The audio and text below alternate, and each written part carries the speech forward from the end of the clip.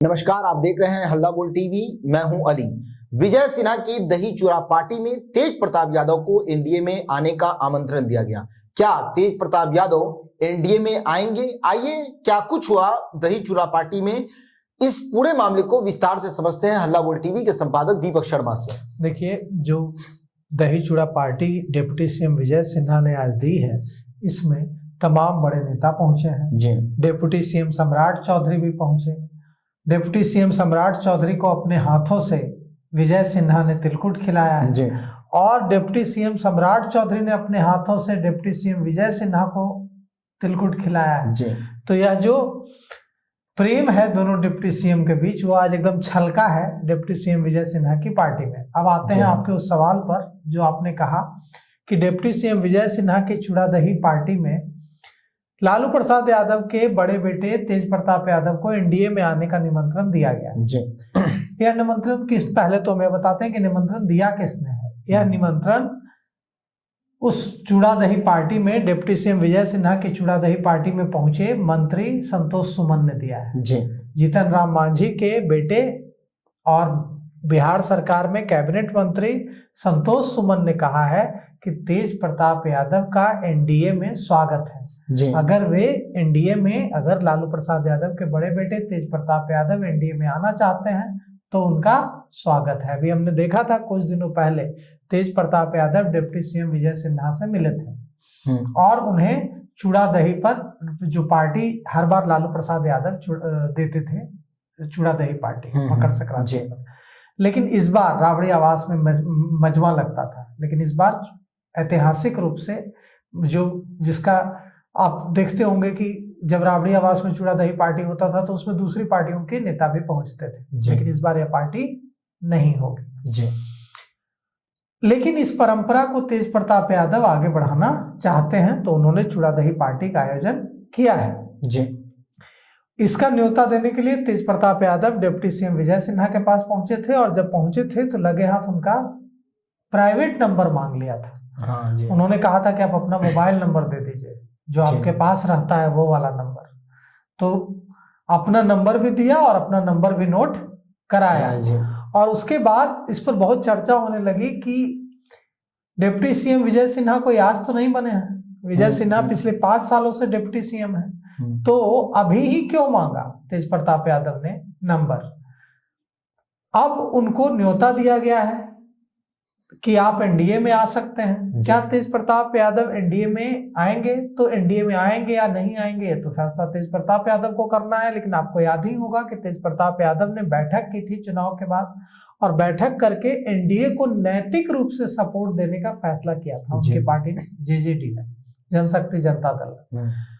उनके कोई विधायक तो है नहीं उनकी पार्टी के जो वो सपोर्ट दें सदन में, नैतिक रूप से समर्थन देने का वो ऐलान कर चुके हैं। तो एक तरह से एनडीए के साथ दोस्ती का तो ऐलान उन्होंने कर दिया है और लगातार वे एनडीए के नेताओं से, भारतीय जनता पार्टी के नेताओं से मिल भी रहे हैं। तो अब देखिए इस मामले में जो संतोष सुमन का जो बयान आया है, जो आमंत्रण न्योता जो भी कह ले आया है, तो एनडीए ज्वाइन करने के इस न्योते पर क्या कहते हैं तेज प्रताप यादव, यह तो तेज प्रताप यादव बताएंगे। लेकिन इससे राष्ट्रीय जनता दल में बेचैनी जरूर होगी, क्योंकि राष्ट्रीय जनता दल को यह तो अच्छा लगेगा नहीं कि लालू प्रसाद यादव के बेटे एनडीए में चले जाए।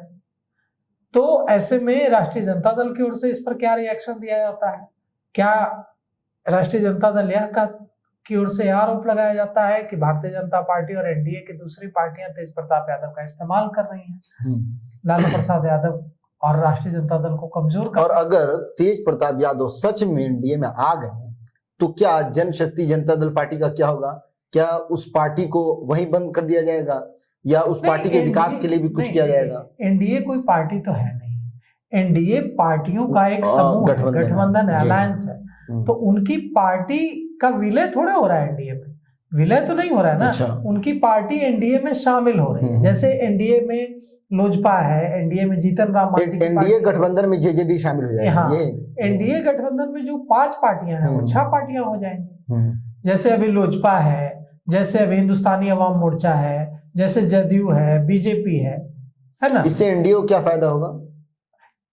एनडीए को इससे यह फायदा होगा कि सुरेंद्र यादव का बयान आपने नहीं सुना जहानाबाद के जो सांसद हैं सुरेंद्र यादव, वो क्या कहते नजर आ रहे थे? अत्रि के यादवों पर आरोप लगा रहे थे कि अत्रि के यादवों ने आरजेडी को वोट नहीं दिया जी, अत्रि के यादवों ने वोट दे दिया एनडीए को, लगा रहे थे ना आरोप।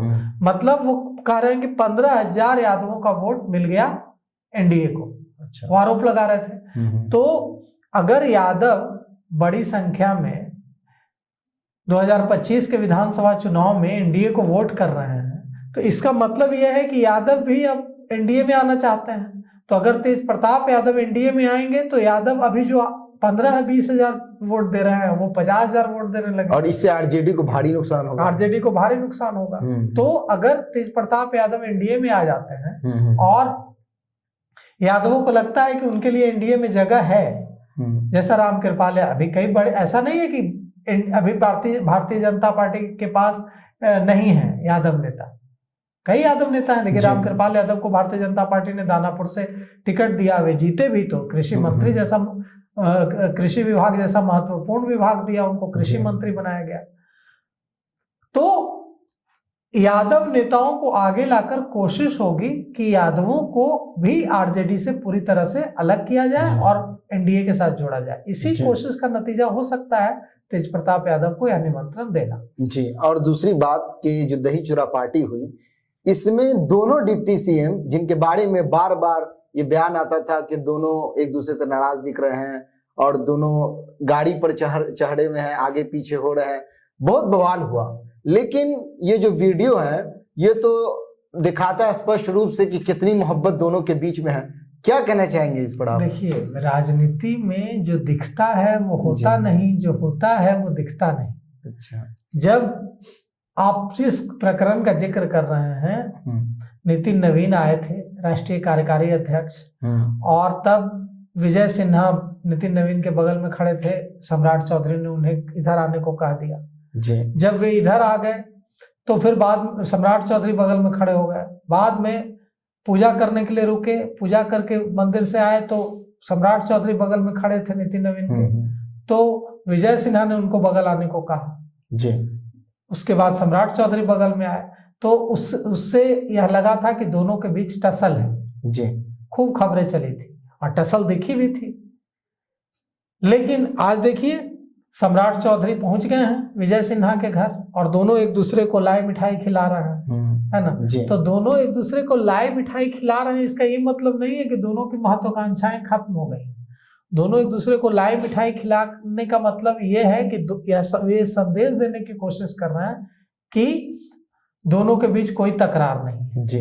अब तकरार है या नहीं है, या तो इससे पता चलेगा कि फिर वो नितिन नवीन की रथ वाली घटना, वैसी घटना ना हो तब मानेंगे जी कि तकरार नहीं है। उस दिन तो तकरार दिखी थी, दिख तो रही थी, बिल्कुल। तो सुना आपने किस तरह से मकर संक्रांति कल है और आज दही चूरे के पार्टी में बहुत सारी नई नई चीजें देखने को मिली, बहुत सारे सवालों का जवाब मिला और देखने को मिला कि किस तरह से तेज प्रताप यादव को एनडीए में आने का आमंत्रण दिया गया, जिससे आरजेडी को फ्यूचर में बहुत ज्यादा नुकसान हो सकता है। इस पूरे मामले पर आपकी क्या राय है? अपनी राय कमेंट्स बॉक्स में जरूर दें। तो फिलहाल इस पेशकश में इतना ही। आगे की खबरों के लिए बने रहे हल्ला बोल टीवी के साथ। धन्यवाद।